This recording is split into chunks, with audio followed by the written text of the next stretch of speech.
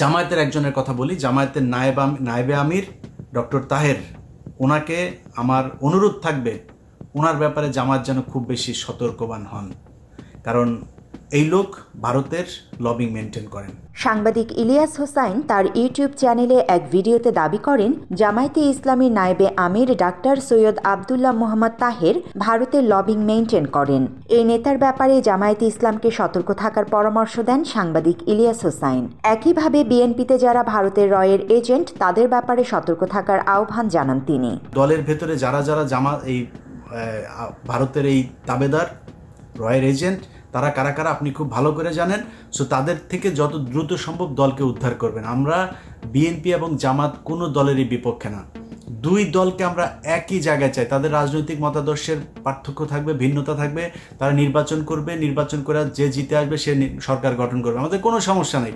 কিন্তু ভারত এবং আওয়ামী লীগের প্রশ্নে আপনাদের কোনো ধরনের দ্বিধা বিভক্ত, এটা এই জাতির জন্য ভয়ঙ্কর রূপ বয়ে আনবে। সাংবাদিক ইলিয়াস হোসাইনের এমন বক্তব্যের একদিন পর প্রতিবাদ জানালো জামায়াতে ইসলাম। দলটির কেন্দ্রীয় প্রচার বিভাগের সেক্রেটারি মতিউর রহমান আকন্দের এক বিবৃতিতে বলা হয়, প্রবাসী সাংবাদিক ইলিয়াস হোসাইন তার ইউটিউব চ্যানেলে জামায়াতে ইসলামের নায়েবে আমির ডাক্তার সৈয়দ আবদুল্লাহ মোহাম্মদ তাহের সম্পর্কে যে মন্তব্য করেছেন তার প্রতিবাদ জানাচ্ছে জামায়াত। মতিউর রহমান আকন্দ দাবি করেন, জামায়াতে ইসলামী একটি আদর্শিক দল। জামায়াতে ইসলামীর সব কার্যক্রম প্রকাশ্য।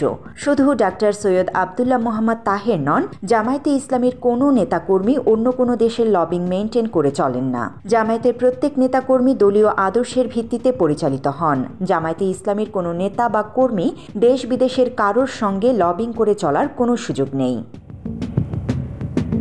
জামায়াতের ভেরিফাইড ফেসবুক পেজে সাংবাদিক ইলিয়াসের বিরুদ্ধে দলটির বিবৃতি প্রকাশের পরপরই জামায়াতে ইসলামীর সমালোচনা করেন নেটিজেনরা। একজন ফেসবুক ব্যবহারকারী জানান, ইলিয়াস ভাইয়ের আরও কঠিন করে বলা উচিত ছিল, সময় থাকতে ভারত প্রীতি বর্জন করুন। জাহাঙ্গীর আলম নামে একজন বলেন, জামায়াতে ইসলামের প্রতি সমর্থন আছে তার মানে এই নয় প্রত্যেকে ফেরেশতা। ইলিয়াস ভাইকে ভালোবাসি, ওনার ভুল থাকতে পারে, তবে বর্তমান প্রেক্ষাপটে ওনার অধিকাংশ কথা সত্য। তুহিন আহমেদ নামে একজন বলেন, বিএনপিতে ভারতের চর আর সুবিধাভোগী থাকতে পারলে জামায়াতেও অবশ্যই থাকতে পারে। মোহাম্মদ মিজান নামে একজন বলেন, ইলিয়াস বললে জেনে শুনেই বলেছে, সেটা ঠিক হবার সম্ভাবনাই বেশি। সাদ তামিম নামে একজন বলেন, সঠিক বলেছে ইলিয়াস। জামায়াতে ইসলামীর নায়েবে আমির ডাক্তার সৈয়দ আবদুল্লাহ মোহাম্মদ তাহের একজন সিন্ডিকেট ব্যবসায়ী, হজ গ্রুপ, ল্যান্ড ব্যবসা ইত্যাদির জালিয়াতির হেড। জিএম বাশার বলেন, সাংবাদিক ইলিয়াস হোসাইন সতর্ক থাকতে বলছে, এটা দোষের কিছু না। এজন্য আমাদের আরও অনেক সতর্ক থাকতে হবে। সমালোচনাকে শিক্ষা হিসেবে নেওয়া উচিত। বাস্তবতা যেন এরকম সঠিক থাকে সে ব্যাপারে সবাইকে মনোনিবেশ করতে হবে। খান ফরিদ নামে অন্য আরেকজন বলেন, কনফিডেন্স থাকা ভালো, ওভার কনফিডেন্স ভালো না। সাংবাদিক ইলিয়াস হোসাইনকে নিয়ে বেশি নাড়াচাড়া করা ঠিক না, পরে দেখা গেল সব তথ্য প্রমাণ নিয়ে হাজির। মোহাম্মদ নাজমুল হাসান নামের একজন বলেন, ইলিয়াস অবশ্যই দেশপ্রেমিক সাংবাদিক, হয়তো সতর্কতা জারি করেছেন। আর তাহের সাহেব অনেক বড় রাজনৈতিক ব্যক্তিত্ব, আলাপ আলোচনা হবে, এটাই স্বাভাবিক।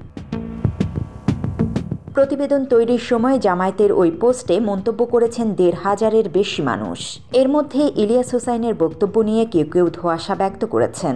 তবে বেশিরভাগ সাংবাদিক ইলিয়াসের বক্তব্যের সঙ্গে একমত পোষণ করে জামায়াতকে সত্য উদ্ঘাটনের আহ্বান জানিয়েছেন। একই সঙ্গে জামায়াতকে ভিন্ন মত গ্রহণ করার সৎ সাহস রাখারও পরামর্শ দিয়েছেন অনেকে। এছাড়া অনেকেই আশা করেন জামায়াতের ওই নেতার ব্যাপারে খুব শিগগিরই তথ্য প্রমাণ নিয়ে হাজির হবেন সাংবাদিক ইলিয়াস। দ্রুত সময়ের মধ্যে প্রতিবাদ না জানিয়ে ডাক্তার সৈয়দ আবদুল্লাহ মোহাম্মদ তাহেরের ব্যাপারে সতর্ক থাকা উচিত ছিল বলে মনে করেন নেটিজেনরা। জান্নাতুল ফেরদৌস তমা, বাংলা এডিশন।